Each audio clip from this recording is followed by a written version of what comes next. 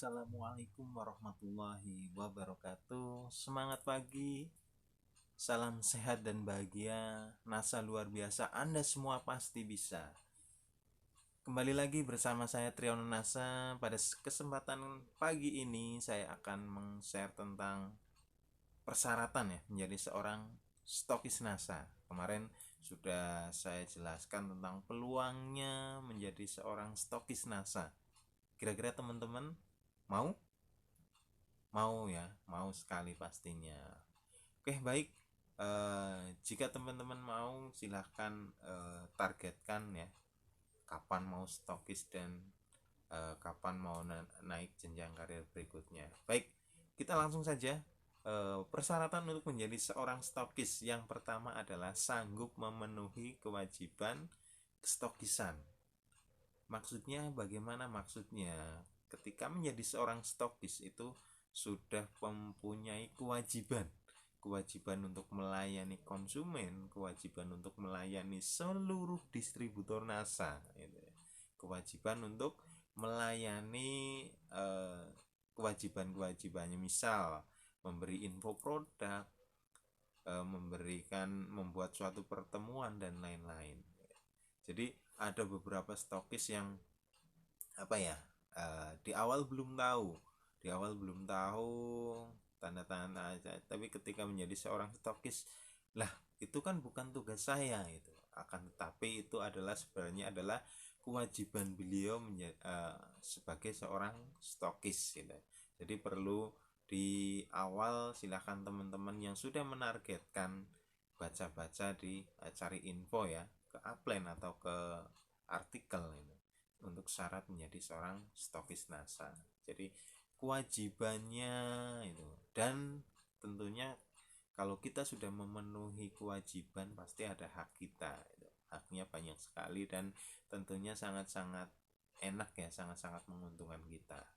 Itu untuk kewajiban kestokisan, biasanya berhubungan dengan kantor. Setiap bulannya diwajibkan ya, diharapkan itu laporan setiap akhir bulan. Nah, bagi stokis yang kira-kira kurang amanah itu kan, lah besok aja lah per 2 bulan biar santai gitu. Padahal kewajibannya kan setiap akhir bulan gitu. Oke, selanjutnya peringkat minimal Gold Manager. Seperti saya sampaikan kemarin ketika bahas tentang peringkat di bisnis NASA, jenjang karir di bisnis NASA, itu sudah ada caranya untuk mencapai jenjang Gold Manager, di mana Gold Manager itu ada beberapa cara ya, mempunyai satu Gold Manager dan satu Silver Manager itu dengan menggunakan 2 kaki, tapi itu tidak saya sarankan dan tidak, tentunya upline pun tidak menyarankan seperti itu dengan 2 kaki, karena bonusnya tidak maksimal. Bisa jadi teman-teman bonusnya malah kalah sama yang Gold Manager dengan peringkat sama yang di bawah teman-teman. Oke, yang selanjutnya dengan 3 kaki Silver Manager gitu. Nah, ini kalau ini sudah mendingan ya, 3 kaki yang kuat, tentunya bonusnya juga maksimal gitu. Atau dengan 6 kaki manajer gitu ya. Dengan 6 kaki manajer teman-teman juga bisa naik Gold Manager gitu. Atau dengan omset 10.000 PV, omset 10.000 PV di bulan itu ya, bukan akumulasi. Omset 10.000 PV di bulan itu dengan minimal ada 2 kaki yang omsetnya minimal 2.000 PV gitu. Jadi ketika omsetnya 10.000, ada 2 kaki minimal 2.000 PV dan teman-teman sudah Gold Manager, teman-teman boleh mengajukan untuk pengajuan menjadi seorang stokis NASA. Nah, selanjutnya omset 10.000 PV selama 3 bulan berturut-turut. Nah, ini banyak pertanyaan nih, Mas, si A kok sudah GM, sudah Gold Manager, tapi kok belum stokis ya? Nah, banyak sekali. Jadi tadi saya singgung sedikit, naik peringkat gold manager itu kan ada beberapa cara. Ada yang menggunakan 6 manajer, ada yang menggunakan 3 SM gitu ya. Akan tetapi untuk omset biasanya ada yang kurang dari 10.000 PV. Nah, ini perlu digarisbawahi ya.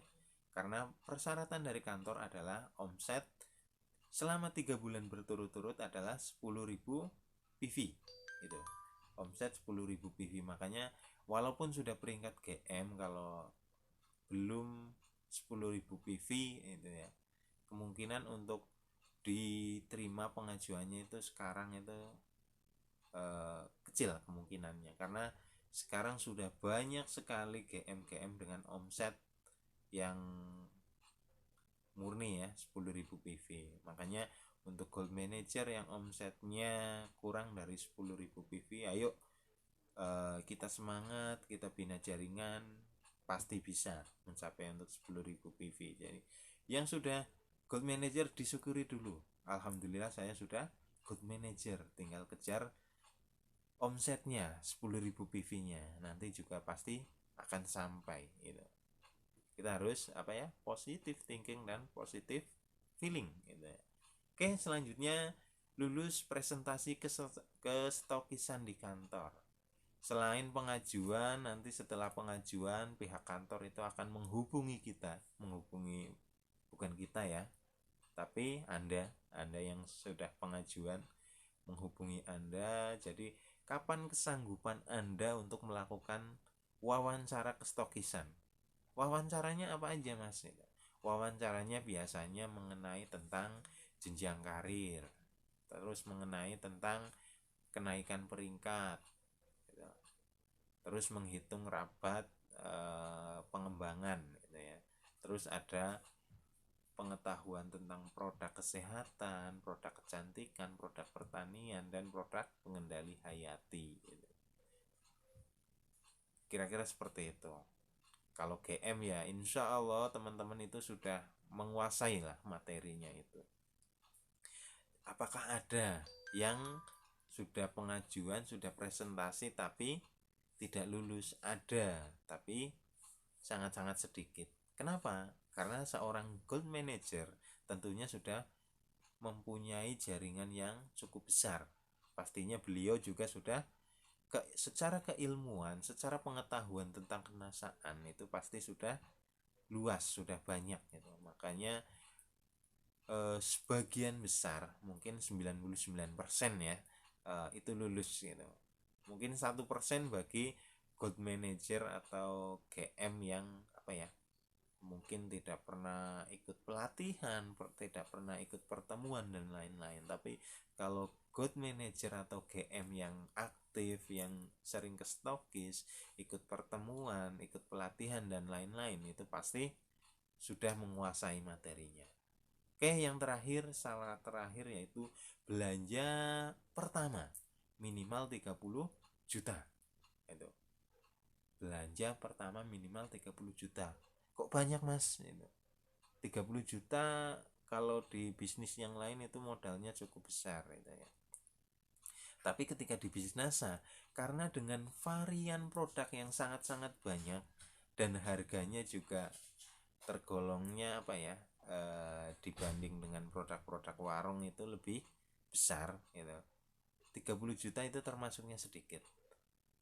Silahkan boleh tanya ke teman-teman yang sudah stokis, belanja 30 juta itu dapatnya apa? Ternyata sangat sedikit produk nasanya gitu. Makanya 30 juta, apalagi dengan produk baru yang sangat banyak sekarang gitu. Hampir berapa ya? Sudah lebih dari 179,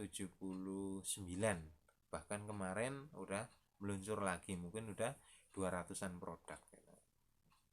Kalau masing-masing produk harganya kita pukul rata 50.000 saja, dikali 200 produk berapa itu?